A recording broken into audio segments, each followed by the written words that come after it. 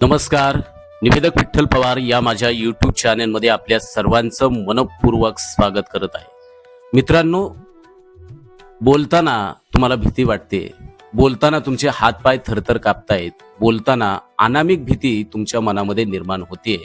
तर मित्रांनो, आरशासमोर तयारी नेमकी कशी करावी याबद्दलची माहिती देणारा, मार्गदर्शन करणारा हा व्हिडिओ आहे. बोलताना अजिबात घाबरू नका आणि भीती कायमची नाहीशी करण्यासाठी जालीम उपाय या व्हिडिओमध्ये मी आपल्याला सांगणार आहे. त्यासाठी व्हिडिओ शेवटपर्यंत पहा. सूत्रसंचालन किंवा भाषण करताना मित्रांनो, आत्मविश्वासानं आणि बिनधास्तपणे बोलायचं असेल तर मित्रांनो, आरशासमोर केलेली तयारी ही अत्यंत महत्त्वाची आणि उपयुक्त ठरत असते.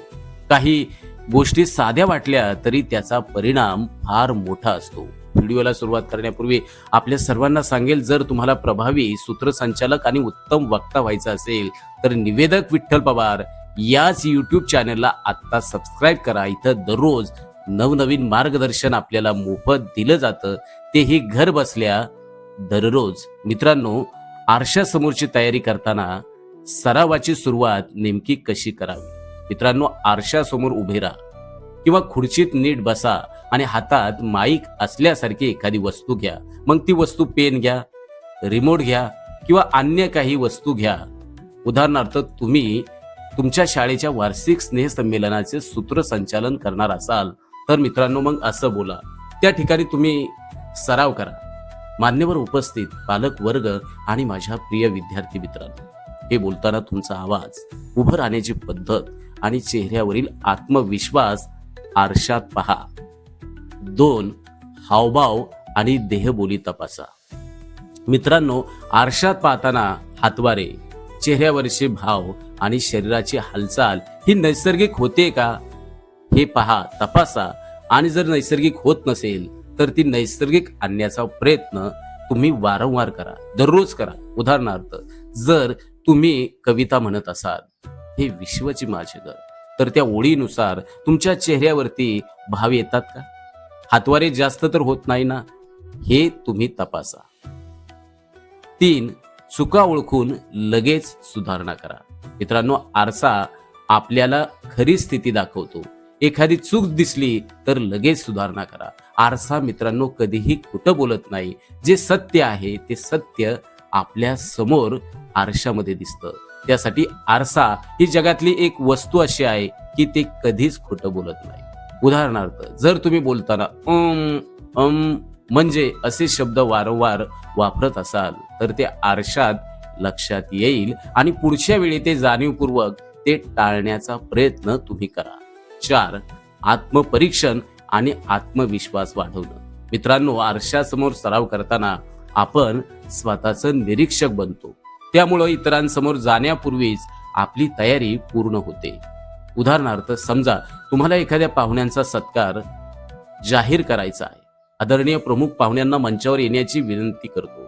हे जे वाक्य आहे ते आत्मविश्वासाने आणि चेहऱ्यावरती स्मित हास्य ठेवून बोलण्याचा सराव तुम्ही आरशासमोर करा.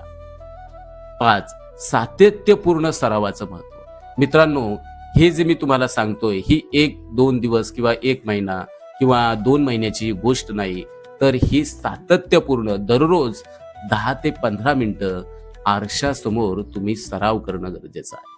उदाहरणार्थ, दररोज तुम्ही एक वेगवेगळा विषय घ्या. शैक्षणिक क्षेत्रातला घ्या, सामाजिक क्षेत्रातला घ्या, राजकीय क्षेत्रातला घ्या.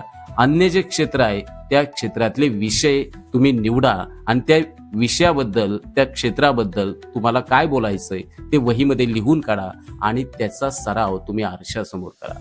उदाहरणार्थ, 1 दिवस स्वागत भाषण, दुसऱ्या दिवशी निवेदन, तिसऱ्या दिवशी गोष्ट सांगा. यामुळं काय होईल मित्रांनो, तुमच्या बोलण्याची जी शैली आहे ती नैसर्गिक आणि प्रभावी बनेल. म्हणून मित्रांनो, मगाशी आपल्या सर्वांना मी सांगितलंय की आरसा कधीच खोटं बोलत नाही. तो आपल्याला आपली ताकदी आणि कमतरता दोन्ही दाखवण्याचं काम करतो. म्हणूनच मित्रांनो, बिनधास्त बोलायचं असेल तर आरशासमोर तयारी हीच खऱ्या अर्थानं गुरुकिल्ली आहे. म्हणून मित्रांनो, तुम्ही बोलताना घाबरताय, कचरताय, तुमच्या मनामध्ये भीतीची स्पंदनं निर्माण होत आहेत, तर तुम्ही दररोज 10 ते 15 मिनिटं विषय निवडून दररोज तुम्ही आरशासमोर बोलण्याची तयारी करा. निश्चितपणानं या तयारीमुळं तुम्ही बिनधास्तपणे बोलाल.